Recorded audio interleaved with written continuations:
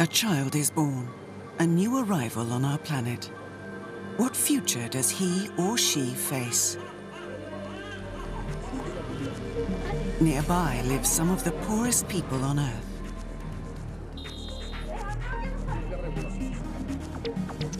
These children, however, are lucky. Their first view of the world was a well-equipped hospital unit. Humaira works here as a neonatal specialist. She too is lucky. Her place of work, and therefore the job itself, was created by development finance. Without this, her life would have been uncertain, the future bleak.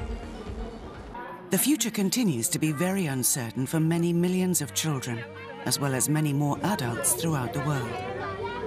That is why one organization is working to improve their prospects. What are the obstacles? Ill health and disease, lack of clean water, poor education, illiteracy, restrictions imposed by culture and gender. All of these drag down aspirations and limit choice. The least developed nations of the world have more than their due share of such problems. Geography, geology, and climate have not favored them, particularly in sub-Saharan Africa. By contrast, some nations have been blessed by good fortune and natural resources. One of these is Saudi Arabia. Jeddah. In this building, decisions are made that have changed and continue to change many people's lives around the world for the better. The Islamic Development Bank, or IDB, had its beginnings here more than 30 years ago. It is now an international institution based in Saudi Arabia. The kingdom plays generous host to the IDB, a mini United Nations consisting of 56 member countries. These include a few very wealthy nations, but also some of the world's poorest and least developed. That is why the IDB has set out to promote a cooperative approach to achieving comprehensive human development. This includes alleviating poverty, addressing health, education and governance, providing hope, generally improving prospects for some of our planet's poorest people. The intention behind IDB's efforts is to correct the imbalance between rich and poor nations, empowering people in the less developed countries, restoring their dignity. How does this work in practice? Operating generally within the 56 membership countries, IDB is a global institution that works at grassroots level, and not only in the member countries. There are sizable expatriate populations in many Western countries, France and the United Kingdom, for example. In London, an Islamic community and day centre has been funded and set up by IDB. This provides a focal point and meeting place in a friendly but culturally alien environment. Mira El-Shah, a postgraduate student at Cambridge University, is a long way from her home. An expert on blood transfusion technology, she is in England on an IDB-funded scholarship. The core activities of IDB are where they are most needed.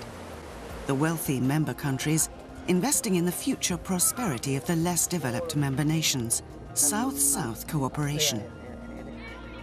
In Africa, IDB is funding bilingual education in schools, teaching the knowledge children will need as they grow up and their nation develops. In Yemen, adults are trained to teach reading skills to mothers, skills that can be passed on to the next generation.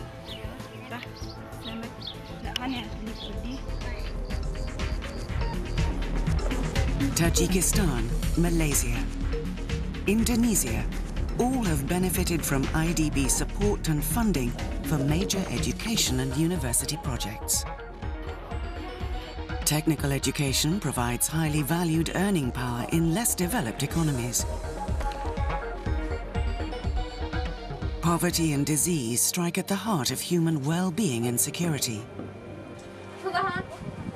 In sub-Saharan Africa, IDB is funding treatment for easily curable diseases, such as malaria and cataract blindness. Improving the lives of thousands of people enabling them to provide an income for their families. IDB has set up extensive primary healthcare support for the world's poorest communities. Clean water is a basic need, but one that is often lacking. A huge dam is planned across the River Niger, with funding coordinated by IDB. It will keep the river flowing all the year round, improving irrigation and fishing. Hydroelectric power and rural distribution schemes. Power stations. Agriculture and food security. Great highway routes supported by IDB, linking nations, creating new paths for exports. Local roads and other infrastructure projects. Effective drains and sewers. Microfinance to help entrepreneurs make a start in business. Fostering trade between the IDB member nations. It is all part of the continuing South-South cooperation. Some IDB projects focus on special needs. A centre for the blind. Here they can learn to cope with their disability. In 2004, the tsunami devastated the coast of Indonesia. Massive aid projects were put in motion by IDB, involving new housing and an orphanage for the many children left parentless by the disaster. Now these children can look forward to a better world and prospects when they are adults.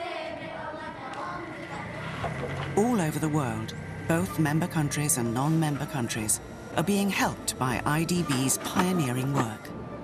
Sharia-compliant financing, in the form of grants and soft loans for specific projects, is channeled through a network of regional and local offices. IDB has a AAA credit rating. It operates as a major investment bank when a suitable opportunity is identified.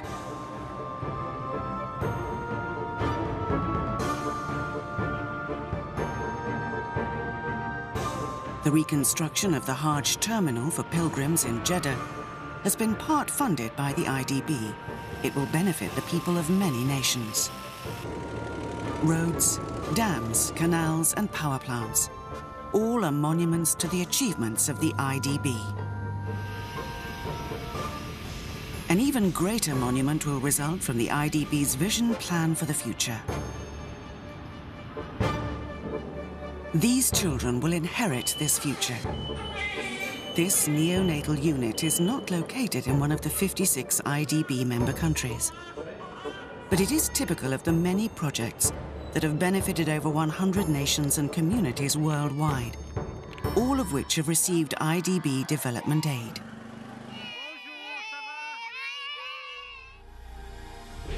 The Islamic Development Bank, providing resources, fighting poverty, restoring dignity.